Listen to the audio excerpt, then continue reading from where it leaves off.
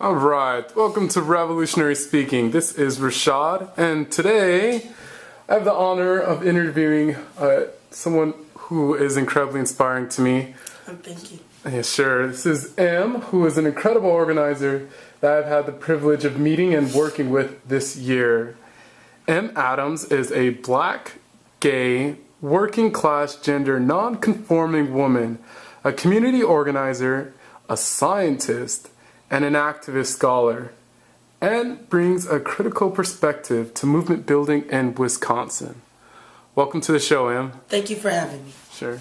Let's get a little bit more information about your work today as an activist. What do you do your organizing work around? I do a lot of my work around what I think of as root causes of injustices. And so some of my work is with the Take Back the Land movement, which is a translocal movement. So there are groups all over the country who organize to win land back for people, so to organize to gain community control over land. So that's a lot of my work. And then here locally in Madison, I organize with an organization called Freedom Inc. And a lot of that work is about building the leadership and building the organizing capacity of low-income, gender nonconforming women, youth of color to create social change in communities. Wow, what you just said seems so powerful. I think we can go very deep into either one. I think there's something very important about having land control for the people, as well as I think the empowerment of youth of color or women. It serves historically has served such a role in bringing social change to any group. Can you give me a little bit more information about taking back the land, or what is the, I guess, and what is the reason for this, or how do you see like that affecting or correcting some of the injustices that we see? Okay, so the movement objectives of Take Back the Land is one, to get community control over land.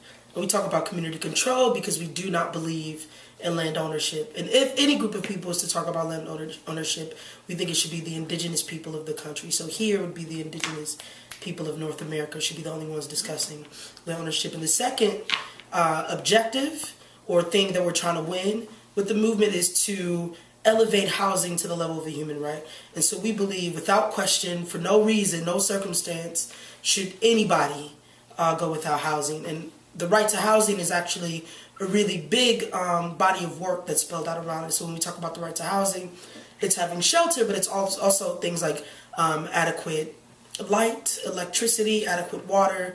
So it's a whole body of things, right to dignity, and other things.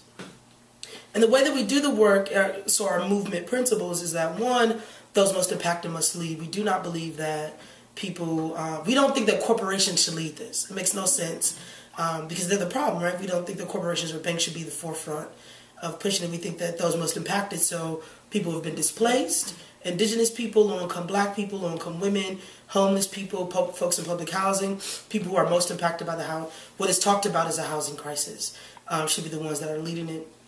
The second is that we think it needs to be led by positive action organizing, which means that there has to be strong direct action that pushes the work forward. We think that policy and other things are going to be important overall, and we think that we need to work in a coordinated way, but we think that positive action, taking it to the streets, taking back the land, literally taking it back, so not using necessarily the system as it's set up. We think that has to penetrate or to push forward the work that we're doing. And the third principle is that we are a movement that is striving for racial justice, queer justice, economic justice, ...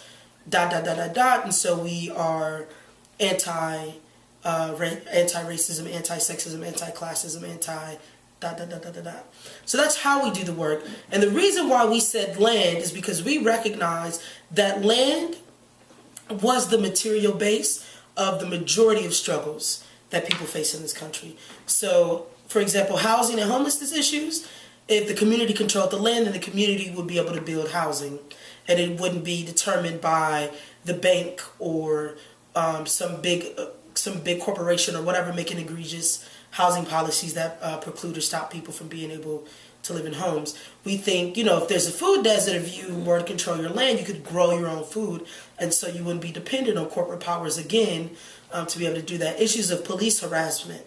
You could control your land. You could govern that land essentially.